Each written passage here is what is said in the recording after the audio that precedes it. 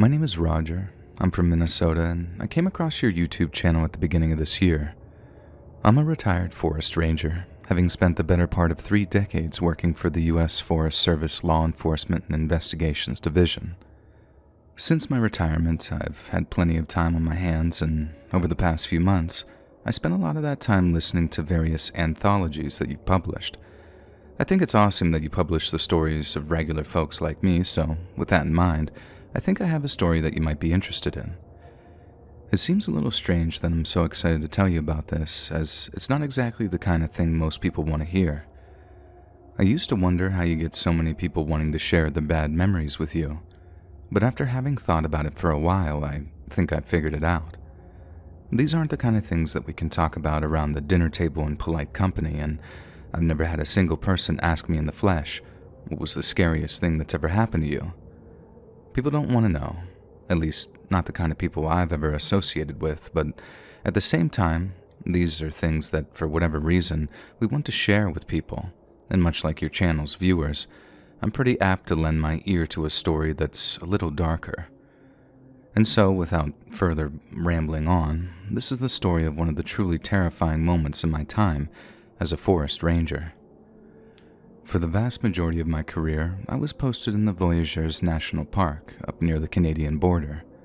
Since the park is split in two by a series of lakes, it's popular with fishermen and kayakers. But these lakes are also populated by many small islands, many of which are popular camping spots.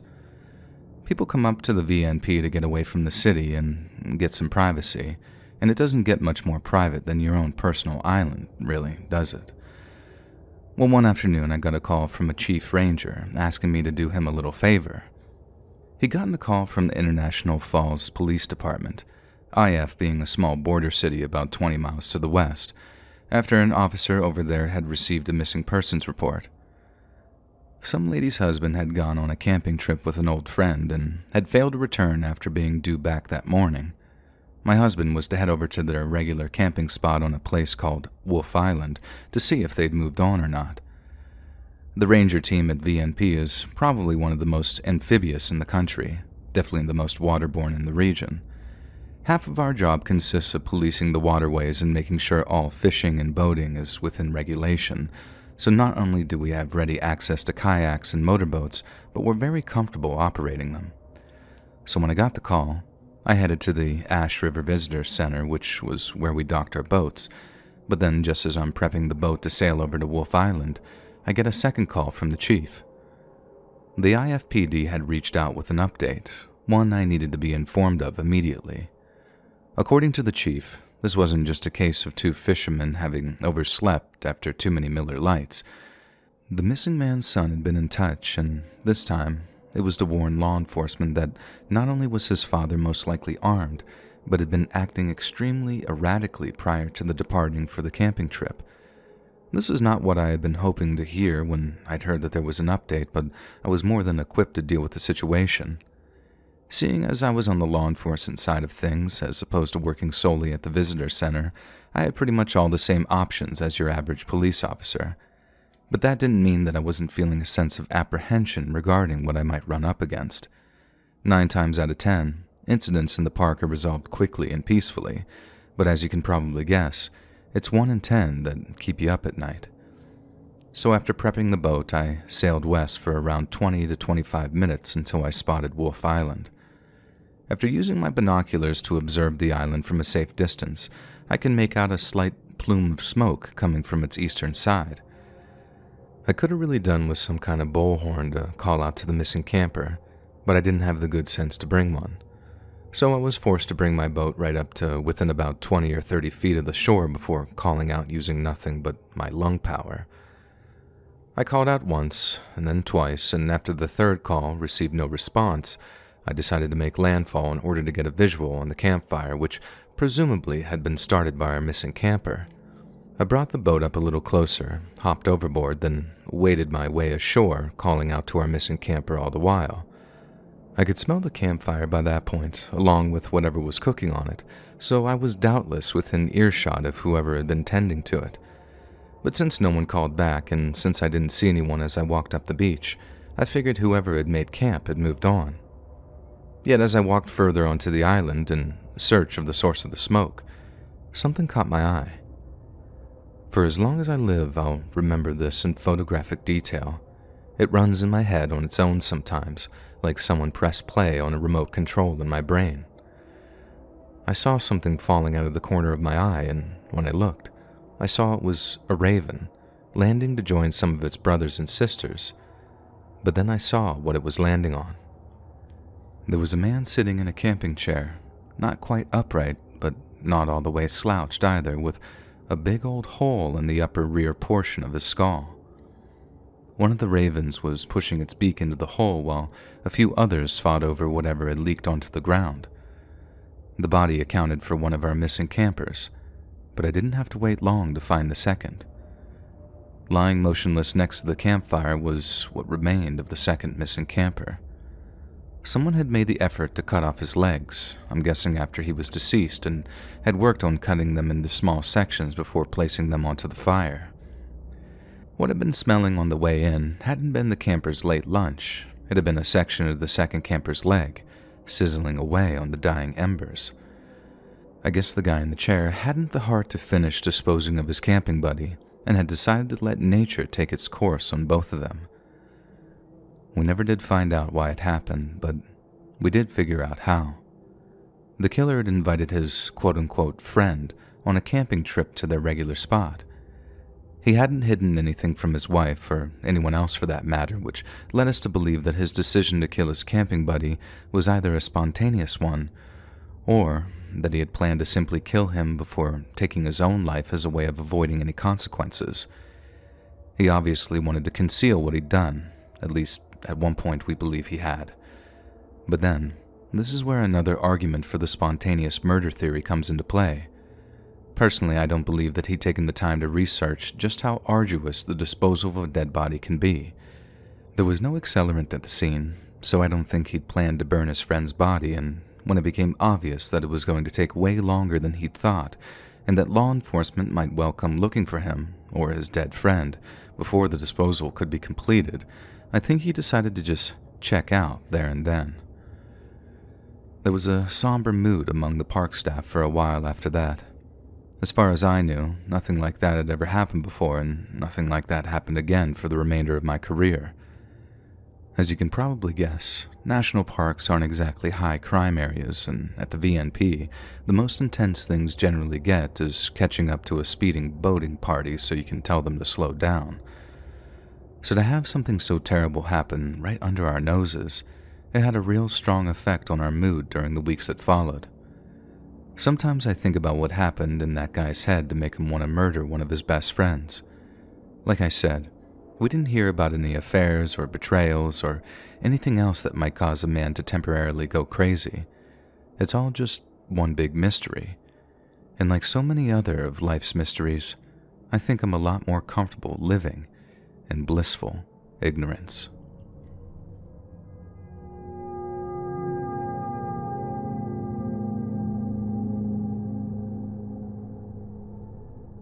My daughter is a very big fan of yours, and as part of her birthday present, she asked me to write up a story that I told her last Thanksgiving regarding my days volunteering with the park service.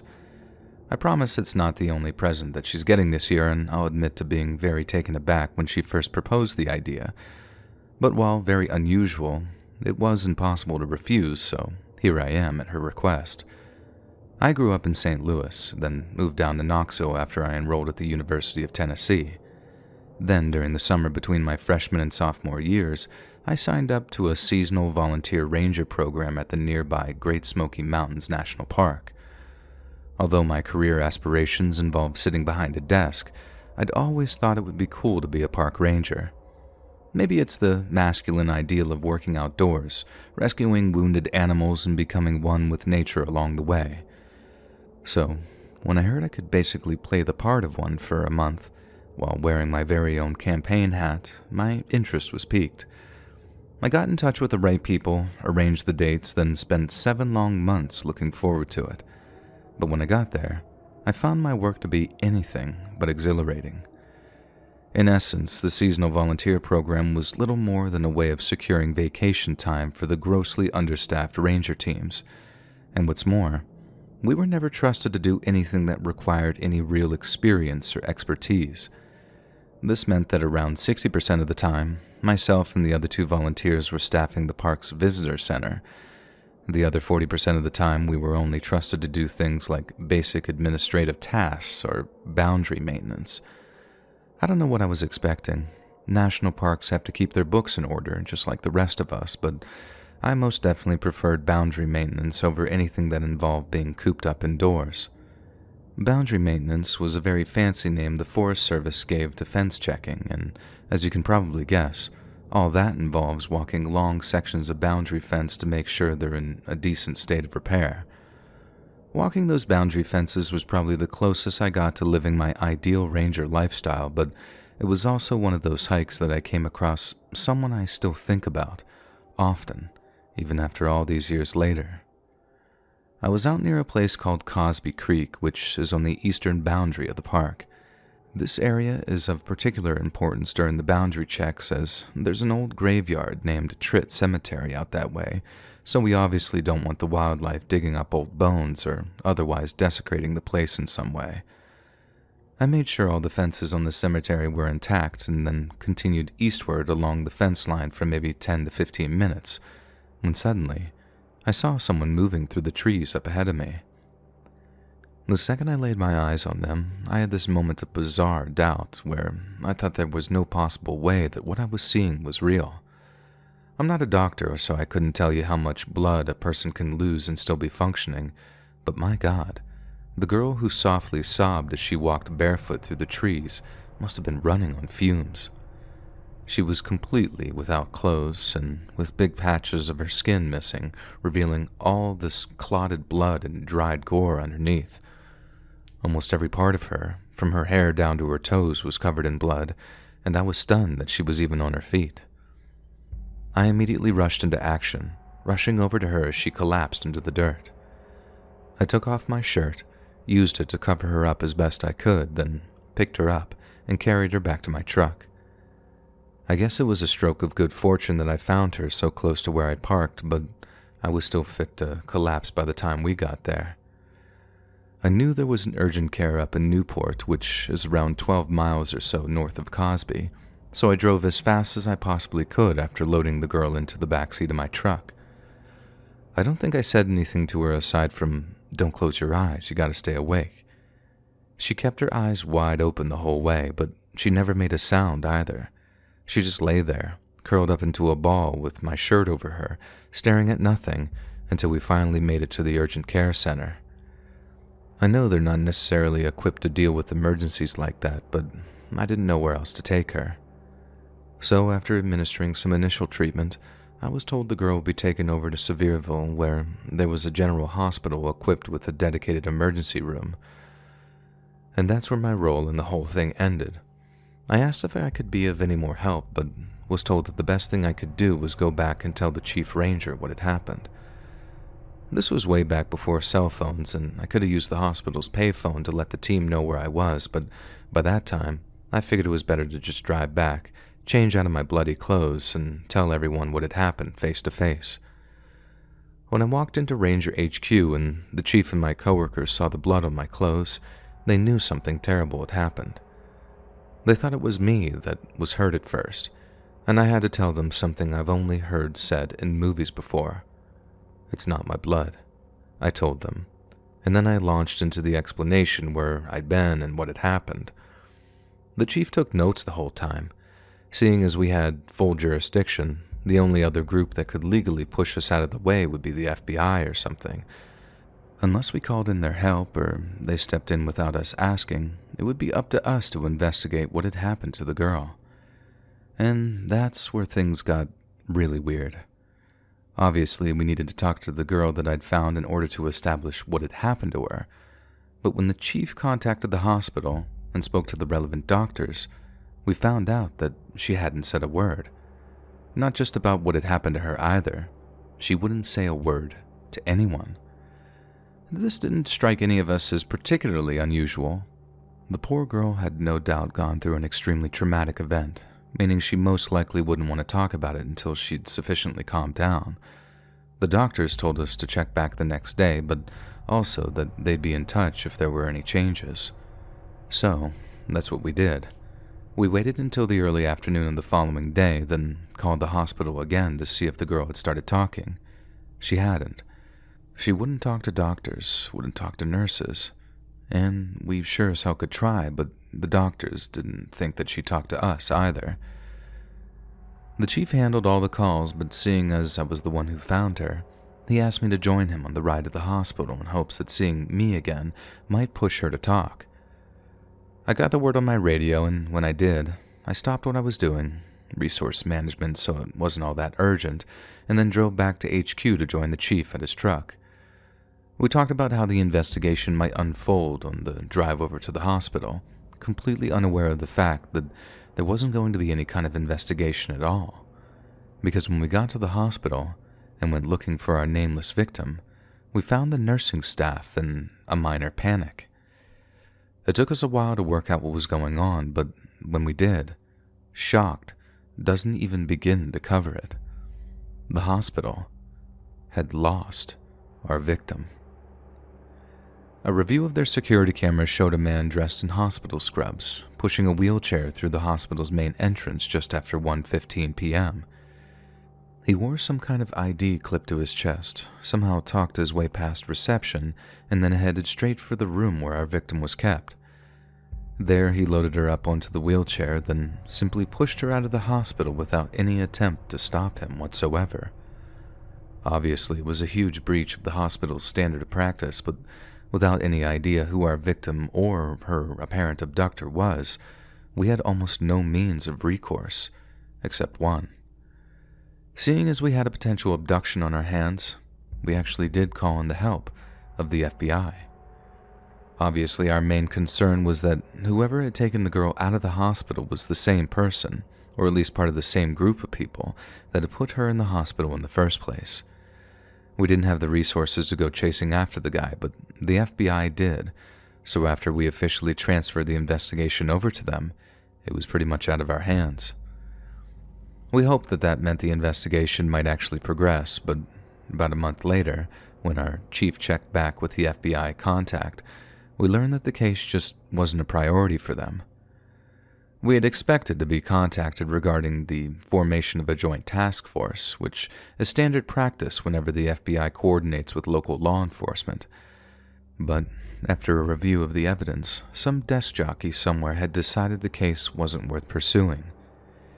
They weren't keen on allocating resources to a case where, potentially, the only charges would be impersonating a healthcare professional. I'm not a lawyer, so I couldn't tell you the kinds of punishments a crime like that might get you, but I know it wouldn't be nearly as much as assault or kidnapping, neither of which had any real evidence for. If the girl had talked, if she said anything that was pertinent to the case, we might have something to work with, but we didn't. All we had were theories and assumptions, none of which were comparable to hard evidence. And so, that's where the story ended. If the girl came forward to make a criminal complaint, then our case was back on. But until then, or until our mysterious fake nurse committed another crime someplace, then we were all out of options, and it was better to just let it go. I'm not saying I was okay with that. If it were up to me, I'd have chased that case to the ends of the earth to find out what the hell happened to that poor girl. But it wasn't up to me. I wasn't even a real ranger at the time, and when my time was up, I went back to summer vacation, then back to my studies come fall time. But that doesn't mean I forgot.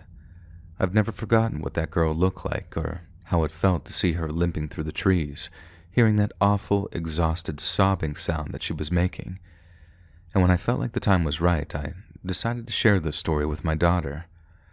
I know that might seem strange to you and your listeners, telling my teenage daughter something so frightening and strange, but I feel like there's a lesson in there that I needed to teach her. When driving back to HQ after dropping the girl off at the urgent care, I was under the impression that the ranger team, along with whatever other law enforcement agencies got involved, would fight to bring her attackers to justice. I don't know if I mentioned it already, but at one point, the idea was floated that the girl had been in some kind of accident.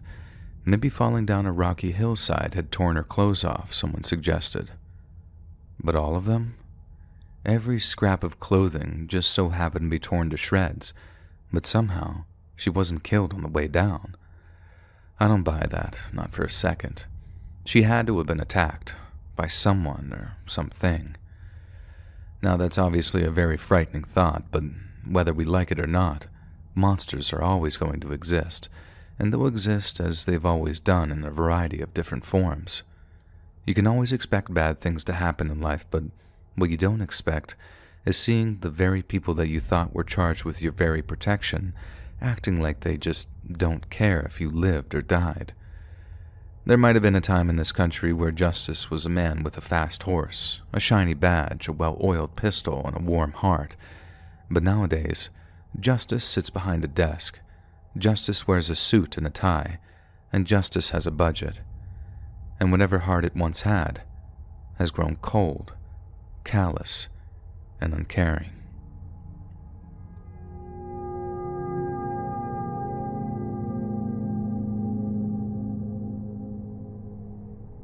The story I'm about to tell you is strange all on its own, but to understand why it continues to haunt me long after it occurred, I have to fill you in on a little background information. I tied the knot with my now ex-husband in 1987. We were madly in love with one another and had every intention of staying together until we were old and gray. But the truth was, we wouldn't last 5 years. We had trouble getting pregnant, so we went to a fertility doctor to do some tests, and that is how I found out that I was incapable of bearing children. It didn't seem like the end of the world, not at first anyway, and discussed both the possibilities of adoption as well as living a child-free lifestyle. I thought our marriage was strong enough to survive something like that, and it turns out that I was wrong. When he filed for divorce, I was heartbroken, and I never really experienced true heartbreak until then. If he'd have said from the get-go, "Look, babe, I can't be with someone who can't have my kids," then at least I'd have more time for it to sink in and for me to get over it. But it was how he raised up my hopes before dashing them that's what hurt more than anything else. I couldn't bear to be around him after that. He wanted to be an amicable split, but I just didn't have it in me to remain friends with him. I guess that must make me seem pretty immature to some people, but I just wasn't emotionally equipped to deal with something like that. I left town, moved back in with my parents for a few months, then set about deciding what I wanted to do with my life. It might sound silly, but I'd half expected my role in life to be a mother and homemaker. I know that isn't exactly shooting for the stars to some, but it was all I ever really wanted. I wanted a simple life, a happy life, and it took me an embarrassingly long amount of time to realize that I could be happy being something other than a housewife. During that time, when I was finally able to go outside without bursting into tears at the first sight of a mother and child, I spent a lot of time hiking woodland trails. The peace and seclusion helped me put my mind back together again, but the more I did, the more I realized something about myself. I could quite happily spend the rest of my working days walking around the woods in relative peace and quiet. Then, when I mentioned that to my dad, he very casually suggested something that changed my life forever. "Why don't you apply to the Forest Service?" he asked one day, and I remember trying to think of a reason why that wasn't possible. I couldn't picture myself being a ranger, but back then, I could hardly picture myself doing anything at all except crying myself to sleep every night after hours upon hours of just terrible television. But then the more I thought about it, the more I realized that there were no reasons I couldn't be a park ranger. Since I didn't have a bachelor's degree, I'd have to intern for a full 2 years before being offered a full-time position, but that didn't bother me. I sure didn't have anything else going on for me at the time, so I decided to just go for it. Now, having grown up in Garrett County, Maryland, I sometimes pictured myself walking the Appalachian Trail during the warm summer months, wearing one of those Smokey Bear hats. But when it came time to applying for internships, there was only one place accepting applicants, and that was Acadia National Park up in Maine. I'd never pictured myself living that far north, and I wondered how I was going to survive the winters up there. But it also offered a new start in a new place, far from the painful memories I wanted so much to leave behind. And so, in the late summer of 1992, I packed up my things and moved up to the small hamlet of Seal Harbor. I moved into a small rental house on a street called, and this is not a joke, Whoville Way. I never did figure out if it was some sort of nod to Dr. Seuss or not. None of my neighbors had a definitive answer, but it was nice, a quiet place to live, and it made getting to and from the park every day much easier. I interned for 2 years, completed all the necessary training. Then by the fall of 1994, I was a fully fledged member of the Acadia Ranger team, badge and all. There was a presentation ceremony, which my mom and dad traveled up for especially, and I experienced feelings of pride and self-belief that at one point I'd never have thought possible. I considered it a huge achievement, and there's no denying how happy it made me, but I still felt this sort of baby-sized hole in my life, one I knew that I'd never be able to fill. Now cut to about a year later, to June of 1995, and I was completing a land inspection near a rocky hill named Connor's Nubble. Once I was done, I turned around and started walking the 2 miles back to Park HQ, but as I got closer to the shores of Eagles Lake, I decided to take a shortcut between 2 trails to save me some time. It wasn't a well-walked-out section of trail, and I'd never made the shortcut before, but I knew the park well enough to know that if I worked my way through the undergrowth, I'd come out on the opposite trail and have a much easier hike back to HQ. So that's what I did. I turned off the trail and was walking through the trees when, suddenly, something caught my foot. I didn't see the thing at all, meaning I was so caught off guard that the stumble almost sent me crashing into the dirt. So after calling whatever it was a mother lover, I decided to kick away some shrubs to see exactly what had almost taken me out. I figured it'd be a rock of some description, and if it was possible to do so, I planned on digging it up and tossing it to one side to ensure that no one would be tripping over it again. Some might call this a little extreme, but it becomes second nature to make the park as safe a place as possible for visitors and coworkers alike. One thing you learn as a forest ranger is that a lot of things are completely out of your control, which then teaches you to always act on the stuff you can control. Anyway, after stamping my foot down to find the thing that had tripped me, and then kicking away the shrubs around it, I was surprised by what I saw. It couldn't have been a rock. The shape was way too unnatural, and after wiping away some of the soil around it, I caught a glimpse of something that looked a lot like a seam. And if it had a seam, then it might just be some kind of box that someone had buried there sometime in the recent or distant past. But no matter what it was, I didn't have the time nor the energy to stop what I was doing and dig it up. So instead, I tried to mark out the spot as best I could, stamping down more of the undergrowth to make the clearing more visible, then made my way back to the HQ. I mentioned the thing in passing to one of my coworkers, and although she wasn't exactly shocked, she did show some interest. I know for a lot of you, the first thing that comes to mind is some kind of buried treasure, and with Northeast Harbor boasting some summer residents such as the Rockefellers no less, it wasn't out of the question that something valuable had been buried there. But even so, no one was rushing to go dig it up. I mean, I didn't even really know what it was. So while the box remained of interest, digging it up wasn't a priority by any stretch of the imagination.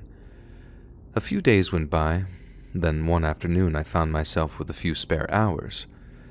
But then, rather than finish early for the day, I decided to grab a shovel, head down to the shortcut near Eagle Lake, and dig up the box to find out exactly what it was.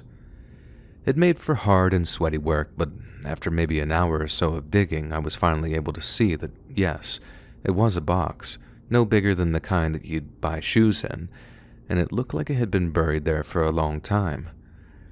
I heaved it from the dirt, dusted it off, then set about pulling away the rotten twine from the latch where a padlock might have otherwise been. I'll admit to being quite excited at the time, and it didn't once occur to me that it could have been anything sinister. But when I opened the box and lifted up a rotten piece of cloth away from whatever was inside, I gasped and slammed the lid shut after catching just a glimpse. It wasn't gold or silver or jewels, nor was it a murder weapon from some decades-old murderer, as one ranger had suggested with a chuckle. It was a skeleton. the tiny, newly formed skeleton of a departed newborn baby. I didn't touch anything else. I just ran back to HQ to tell people what I'd found. Soon, almost everyone on duty that day was down near Eagle Lake. Then, not long after, so were several other state troopers and a whole forensics team. But before they all got there and taped the scene off, our chief ranger looked inside the box just to see for himself what was in there. Like I said, I only got a glimpse, but I saw enough to know what I was looking at, whereas the chief, he took a long, hard look at that poor little thing, long enough to see the things I hadn't. I couldn't bring myself to look at it again for a long time, but when the chief said the skeleton looked all wrong, he was right. I hadn't ever seen a baby skeleton before, so it wasn't like I was an expert. But all who said it agreed that the skull seemed way too large, and that the arms seemed way too long. As one of us put it, the poor little thing barely looked human, but it was because the genetic testing came back positive as being entirely human in origin. In the end, we pieced together a very sad chain of events. Sometime between 1920 and 1930, some unsuspecting mother gave birth to a heartbreaking, disabled child. There was a chance that this child died of natural causes because there were no signs of any trauma on the skeleton, but that didn't rule out the possibility that someone had taken it upon themselves to personally end the child's suffering. Then, after the child was gone, someone placed it in what would have been at the time an expensive felt-lined box, then buried it deep in the woods where no one might ever find it. Why they might opt to do that in lieu of just giving the child a proper funeral, I have no idea, but the reason couldn't have been a good one. Cut to almost 80 years later, and some slowly growing tree root has pushed it further and further to the surface over time, until just a nub is sticking above ground. A little nub that I just so happened to have stumbled over. Seeing as the child's body was found on federal property, we were able to enlist the help of the FBI's DNA analysis unit down in Quantico, like I think I already mentioned, and we were hoping that we might get a match on a distant relative that had a file, but nothing came back positive. This little kid had no name, no date of birth, and its only possession was the small improvised coffin we found it in. We also heard from the FBI that the child's large skull, which they called macrocephaly, was probably the result of a genetic disorder such as Weaver's or Soto's syndrome. From what I can understand, conditions like those are relatively easy to treat today, but back then, some poor kid born in bad circumstances, they wouldn't have nearly the same chances. It all makes for a heartbreaking story. Even our most probable theories were nothing but speculation, but no matter which way you can cut it, whatever happened to that child had been simply awful. And that's not why the whole thing has haunted me for all these years, not the story on its own anyways. Instead, it's been this. Sometimes in my darkest of moments I feel like that poor baby was my own. I feel like it was a strange kind of destiny that brought me to that shortcut and had me stumbling over its makeshift coffin. I know that probably sounds like I'm losing my mind, and it's definitely not an idea I've ever discussed out loud really with anyone, but it really is the way I feel sometimes. I'm not able to have children, but what I was given was the chance to bring peace, in the form of a proper burial, to a child whose real parents were unwilling or unable to give them one. And in doing so, I think I've been able to get just a taste of how boundless and unconditional a mother's love can be, and for that, I'll always be grateful.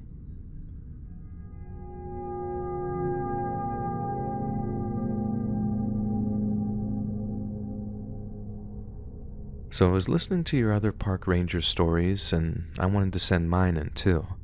I hope you don't mind if I send this to a few of my other favorite channels as well, and hopefully that means you'll get to mine first. I'm medically retired from the United States Forest Service, but I was a ranger at Conixu National Park for 7 years between 1985 and 1992. Conixu is up in the Idaho Panhandle, less than 50 miles from the Canadian border. Think forests, mountains, and lakes in the summer, then a carpet of snow and ice in the wintertime, with the Kootenai River to the north and Lake Penn, Oriel to the south. Everything else is a lot of ridges and valleys, and on the last day on the job, I was walking through one of those very same valleys. I was performing my regular duties, minding my own business, when suddenly I experienced what felt like prime Mike Tyson punching me on the right side of my hip.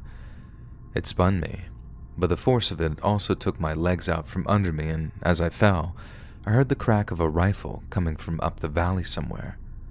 My first thought was that it was an accident. Might seem crazy, but you'd be surprised the kind of mistakes hunters make when they're itching for that first bag of the season. It's why we have so many regulations in the first place. I couldn't see the shooter, so I started to call out, "Don't shoot, I'm a ranger!" One hand putting pressure on the bullet wound at my hip, and the other waving wildly back and forth as if to say no, no, no, no. I expected someone to emerge from behind the tree or to stand up and reveal themselves before running down the valley in horror, but instead, the shooter fired at me again. I don't know how they didn't hit me.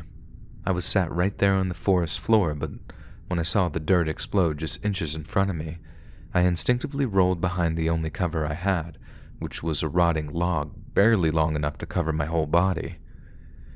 Believe it or not, I still couldn't believe whoever was out there was deliberately shooting at me. I just couldn't imagine why someone would want to do that.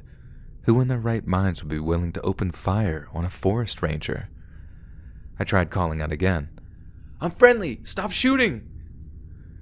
a few times, and the shooter responded by putting a bullet into the log I was hiding behind. Somehow, it didn't penetrate, but depending on how much ammunition they had, they could just blow the log apart, then blow me apart once they had a clear line of sight. Only then did it really sink in what was happening, and only then did the solution become obvious.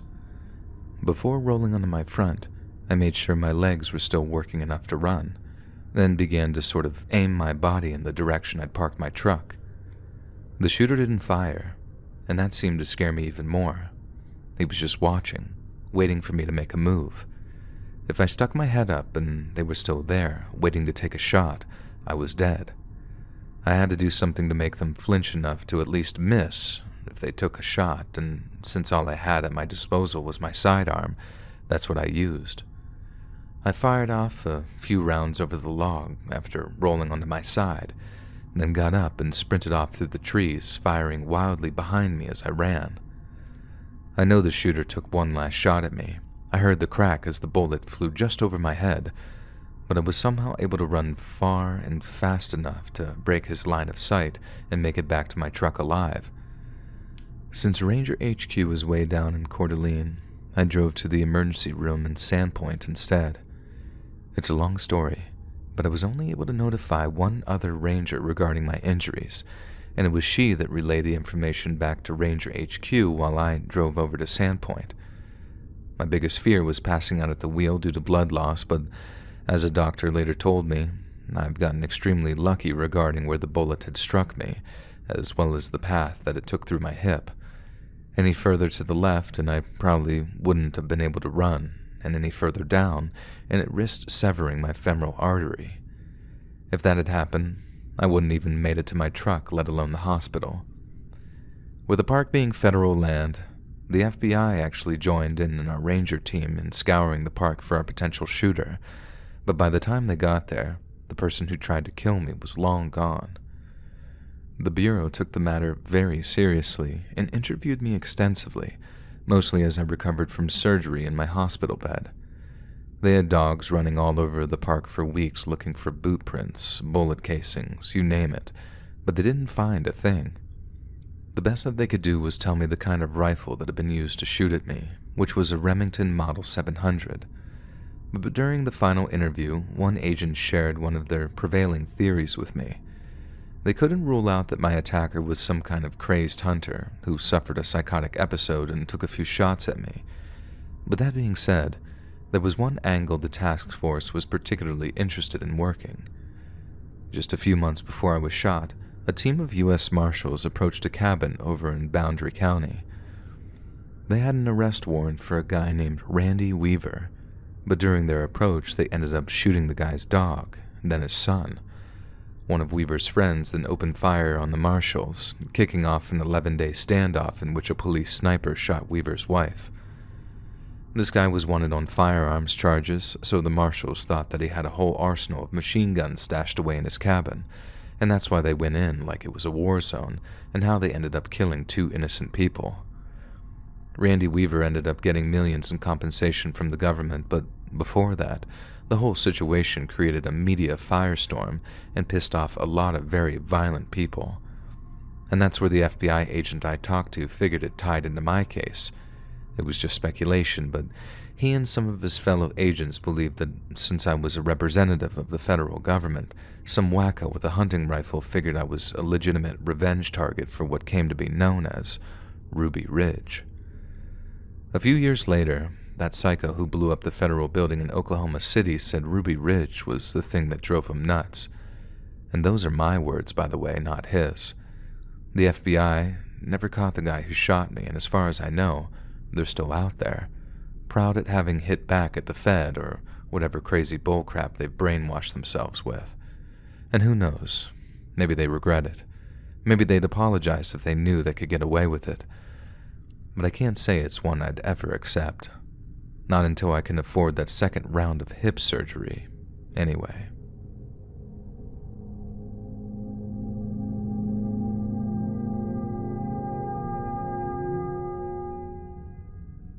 The Picos de Europa National Park is a mountainous nature reserve in the northern Spanish region of Cantabria. The park attracts around 3 million visitors a year who come seeking its verdant forests, crystal-clear lakes, and majestic snow-capped mountains. However, each of these visitors is issued a stark warning, as the Picos de Europa are known to be every bit as brutal as they are beautiful. During the winter months, freak snowstorms can send temperatures plummeting into the mid-30s, resulting in an extensive list of fatalities and missing persons. The park is also home to Cantabrian brown bears, whose population exploded following a ban on the hunting of the species in the early 70s. The bears aren't known for their aggression towards humans, but along with the wolves and wild boars the park is also home to, they can prove a deadly threat to those caught in the wrong place at the wrong time. Yet Cantabria isn't just famous for its wild, natural beauty. It's also the place where a decades-long mystery was finally brought to a close. But like so many other similar instances, the revelation raised many more questions than it answered. Back in 1945, 31-year-old Eloy Campillo Perez was employed as a forest ranger at the Picos de Europa National Park. He also happened to be the elected mayor of the small nearby town of Sotres, which is nationally renowned for its queso de cambrales, a kind of blue cheese which is matured in the many limestone caves present in the surrounding mountains. But Eloy's life was anything but peaceful or happy. Between 1936 and 1939, Spain had been scorched by the fires of civil war, and by its end, fascist dictator General Franco had declared himself the victor and ruler of all of Spain. With the surrender of anti-fascist forces in the face of a unified far right, the Civil War may have officially come to a close, but for much of Spain's Republican resistance, the fight was far from over. They took refuge in the last of the country's wilderness areas, melting into the forests and mountains whenever pursued by Franco's forces, and the region of Picos de Europa was no different. Many of the resistance fighters who sheltered in the park were known to Eloy all his life. Some he'd shared a classroom with during his formative years, others were blood relatives, meaning there's no doubt that Eloy had a degree of sympathy for them. However, given he was mayor of Sotres, Eloy had certain obligations to his fascist overlords. Essentially, he was stuck between a rock and a hard place. He could betray his country, or betray his friends, both of which would result in his death. So instead, it seems Eloy attempted to remain as neutral as possible. He paid just enough lip service to the regime to avoid falling under suspicion, while remaining tight-lipped regarding the location of anti-fascist guerrillas in the Picos de Europa. All that mattered to him was keeping the people of Sotres safe. One of fascist Spain's primary sponsors had been Germany, but following the Red Army's rush of Berlin and the collapse of Germany's narcocratic nightmare, the future of Spanish fascism was brought into doubt. With his stranglehold on Eastern Europe assured, Joseph Stalin declared that global revolution would continue indefinitely, fanning the hopes of Marxist insurgents around the world. The guerrillas of Picos de Europa were no different, and following the German surrender, began immediately stepping up the intensity of their operations. They ambushed units of the Spanish Civil Guard with ever-increasing frequency, and even went so far as to seek out ways of producing explosive material. This was an extremely risky move, and in trying to involve the people of Sotres in their pursuit of volatile chemicals, the guerrillas risked bringing the full force of fascist retribution down on the small mountain town. This was something that Eloy could not tolerate, and in mid-April of 1945, he sought out a parley with an old friend. 27-year-old Juan Fernandez Ayala was an old companion of Eloy's and had joined up with the Republicans at the outbreak of hostilities some 9 years before. Over the next decade, Juan rose through the ranks, receiving multiple battlefield promotions until he found himself second in command of all regional resistance forces. It was under Juan's deputy leadership that Cantabria saw a sharp uptick in political violence, so in an attempt to avert a wider conflict, Eloy reached out to his old friend to arrange a meeting. Then on Sunday, April 15th of 1945, Eloy walked deep into the Pico de Europa wilderness, far from any road or tract, to an old abandoned villa being slowly reclaimed by nature. There, Juan and a cadre of his guerrillas were waiting, and after some brief introductions, Eloy began to make his appeal. Franco's overthrow could not come quick enough, he explained, but an escalation of violence risked destroying the very place they called home. Juan and his comrades listened as Eloy made his case, until suddenly they heard footsteps coming from outside. 2 days before the meeting was due to take place, Eloy had confided in a fellow park ranger that he was due to meet with the guerrillas. It's clear that Eloy trusted the man enough to share such sensitive information with him, so there's no doubt to believe that he was a government informant. But at the same time, there's no doubt that he would have been terrified that he too might be implicated in the plot, because the night before the meeting, Eloy's fellow park ranger betrayed him to the Spanish Civil Guard. The footsteps Juan and Eloy heard that afternoon didn't belong to more of the former's anti-fascist comrades, nor did they belong to some innocent hikers who just so happened to have stumbled upon the place. They belonged to a heavily armed troop of Spanish Civil Guard, all of whom were intent on slaughtering those present at the meeting. Yet the guerrillas weren't stupid. There was a reason they'd survived for 6 long years up in the forests and mountains, and when they chose the abandoned villa as their meeting place, they did so because of how easily defendable it was.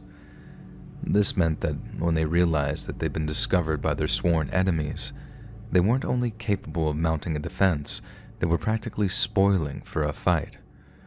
Despite being aware of their location, the guerrillas were able to rush into position and execute an almost perfect ambush on the approaching civil guard. 2 of the fascists were immediately dispatched, and the remaining civil guard were pinned down, picked off, and then forced into a retreat until reinforcements could arrive. The guerrillas used this lull in the fighting to flee the area, but before they did so, they fell upon the bodies of the dead and dying fascists, looting everything they possibly could before making their escape.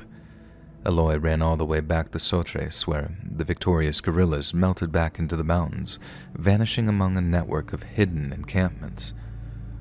Over the days that followed, Eloy waited anxiously for that fateful knock on his front door. The Spanish government had an extensive network of civilian informants, and seemed only a matter of time before someone would come for him. But when the knock came, and Eloy opened his front door, he discovered it was Juan on the doorstep. "Come with me," his old friend said. "We need to talk." In the aftermath of the firefight at the abandoned villa, the anti-fascist guerrillas carried away a great deal of loot from the slain civil guardsmen. Apparently, one of the fallen guardsmen was an officer, because among that loot was a small, folded piece of paper with the group's orders written on it. The note named Eloy's fellow park ranger, Alfonso Martinez, as their informant, and it's possible that it mentioned that another unnamed park ranger being the primary source of the information. It's reasonable to believe that in order to preserve the anonymity of a man he was no doubt close to, Alfonso Martinez neglected to name Eloy in his report to the Spanish police. But seeing as the Pico de Europa's ranger team was so small in number, the guerrillas quickly deduced that the primary source was none other than Eloy Campillo Perez. On April 24th of 1945, Eloy was marched up into the mountains to a top-secret guerrilla headquarters and subjected to several rounds of intense interrogation. What happened afterwards is a subject of much speculation, even today. But a few months later, one captured guerrilla fighter claimed to know the definitive truth. Referring to Juan Fernandez Ayala by his nickname Juanen, the captured guerrilla explained that he'd spotted Juan walking Eloy into the jungle. The pair had seemed relaxed, with Juan assuring his old friend that everything was going to be okay, and that he'd been forgiven for his accidental transgression.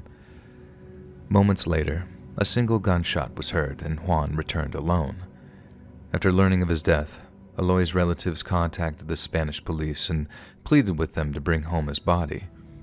Joined by dozens of civilian volunteers, officers conducted extensive searches of the Picos de Europas, but no trace of Eloy could be found. It was hoped that one day, Juan Fernandez Ayala might reveal the location of Eloy's body, but it was a secret that he would take to his grave. On April 24th of 1957, 12 years to the day since Eloy's execution, Juan was killed in a shootout with Spanish military police. In the end, Eloy's loved ones grew to accept that, dead or alive, he was never coming home. But in the words of Walt Whitman, nothing is ever really lost. During the summer of 2018, a team of professional cavers was exploring a system of underground passageways on the eastern side of the Picos de Europa.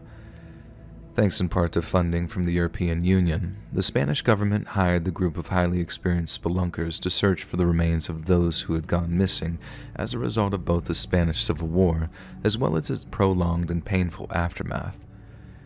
Eloy Campillo Perez wasn't the only man to go missing in the area, so it's not like the search team was specifically looking for him. But there's no doubt that reports of his disappearance factored into the government's decision to dispatch cavers to the national park.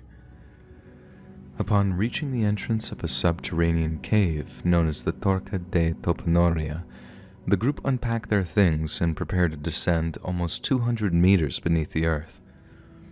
The climb down took a great deal of care and precision, no small feat even for such experienced cavers, but once they successfully reached the bottom of the cavers began a careful search for any trace of human remains. They soon found some. Among a section of mud and debris, the cavers recovered bones later determined to be human. After extracting strands of DNA from the sections of skull and jawbone, police compared them to samples taken from Eloy's living relatives, and they were a perfect match. After having been missing for almost a quarter of a century, Eloy Campillo Perez had finally been found. When news of the match reached Eloy's 75-year-old daughter, Mercedes, she defied her advanced years to hike all the way out to her father's final resting place to pay her last respects. Her loved ones implored her to await further developments at home, but Mercedes insisted on camping near the cave system's entrance while the subsequent investigations unfolded. She was present when investigators determined that Eloy had been executed by a single shot from a 9mm Astra 400 handgun, the same variety of pistol found in Juan Fernandez Ayala's possession following his sudden and violent death. Throughout the remainder of 2018 summer, Spanish authorities continued to reconstruct Eloy's skeleton, and it was through this process that they made a chilling discovery. Eloy's weren't the only set of human remains that had been left down to rot there in the dark. As investigators began working to reconstruct the second of the two skeletons, several details became evident. The first was that the bones belonged to a female, aged 10 to 14 years old when she'd expired. The second was that the girl hadn't died on the same night as Eloy, but rather between 5 and 15 years later. After analyzing the girl's bones to determine the date of her death, investigators determined that the girl was most probably the child of local shepherds who had accidentally fallen into the cave while working or playing near its entrance. Yet this claim was quickly dismissed by accomplished forensic anthropologist Dr. Fernando Cerullia. Dr. Cerullia was famous in Argentina for having helped identify almost 100 nameless Argentine soldiers who died in their disastrous attempted takeover of the British Falkland Islands. Then, upon hearing of the Cantabrian Jane Doe, she was generous enough to offer her services to the Spanish government.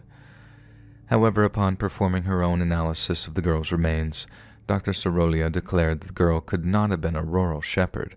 Her bone structure suggested that rather than a diet consisting mostly of corn, which would have marked her out as coming from a low-income rural family, the girl had subsisted on high amounts of low-fat animal protein, meaning she was probably raised on the much more populous Cantabrian coast. Dr. Cerullia further analyzed the girl's DNA to create a physical depiction of what she might have looked like. She was said to have been around 4 foot 8 inches tall, with green eyes and dark brown hair. This description was then disseminated all over Cantabria, in the hopes that it might jog someone's memory, but sadly, no one came forward with any pertinent information. Perhaps the closest investigators came to a definitive break in the case was after learning of a little-known fact regarding the Picos de Europas. Following General Franco's rise to power, many innocent Spaniards simply disappeared, but not all were victims of the fascist secret police, and not all joined the guerrillas in the mountain refuge. Some wished to go off the grid, so to speak, and live out their lives in privacy among Spain's remote, mine-riddled mountains. Some of these people would have been wanted by Franco's fascists for perceived disloyalties to the regime, while others simply didn't want to live under a dictatorship but couldn't bear to abandon the country of their birth. Most found work as undocumented miners and affiliated mining workers and built their own ramshackle housing hidden among the pine-blanketed hillsides. Some would marry, others would have children, but all would remain utterly secluded from the world around them. Therefore, it stands to reason that if one of their community went missing, they would do their utmost to avoid the involvement of outside authorities. A police investigation might uncover far more than just the truth, and for many of Spain's Republican fugitives, such a possibility could not be entertained. Given that less than 20% of the girl's skeleton had been recovered, investigators had been unable to determine the exact cause of her death. In fact, some attempts at analysis have preceded some very strange observations. For example, there's no doubt that the girl fell almost directly down the cave's 180-meter-long entrance shaft before smashing into its rocky floor. Yet only a few of the recovered bones show any signs of high-energy impact damage. The girl's femur and jaw were completely intact, with only small sections of her cranium said to display any significant damage. This has led some to theorize that the girl was murdered via a blow to the head, then somehow placed down in the cave in a way which precludes any kind of prolonged fall. Essentially, there are two competing primary theories here. Number one, the girl's death was entirely accidental and by some physical anomaly only fractured her skull after a near 200-meter fall into a hard, rocky surface. Or number two, the girl was murdered by someone with so much twisted affection for her that he chose to gently lower her body into the cave in a sick parody of a funeral. As of June of the year 2022, the identity of the Topanoria Jane Doe remains a mystery, and while Spanish police have stated that investigation is still open, the chances of further developments is highly improbable. Her DNA has since been uploaded to the Phoenix database, a project launched by the Civil Guard in 1999 to help solve cold cases, as well as to identify John and Jane Does. Eloy Campillo's remains were eventually returned to his family, and he was laid to rest in the ancient cemetery of the very town he'd given his life to protect. His daughter stated that the Topanoria Jane Doe is also buried in that same cemetery right next to her father's grave. After they'd been so many years down there together in the cave, she said, it wouldn't be fair to separate them now. Hey friends, thanks for listening. Click that notification bell to be alerted of all future narrations. I release new videos every Monday, Wednesday, and Friday at 7 p.m. EST, and there are super fun live streams on Sundays, Tuesdays, and Thursday nights. I'd love to see you there. If you got a story, be sure to submit them to my subreddit r/letsreadofficial or send it over email, and you might even hear your story featured on the next video. And if you want to support me even more, grab early access to all future narrations and bonus content over on Patreon, or click that big join button to hear about the extra perks offered for the channel. And check out the Let's Read podcast, where you can hear all of these stories in big compilations and save huge on data, located anywhere you listen to podcasts. All links in the description below. Thanks so much, friends. And remember, all you need is a baba, a gucker, and a tablet.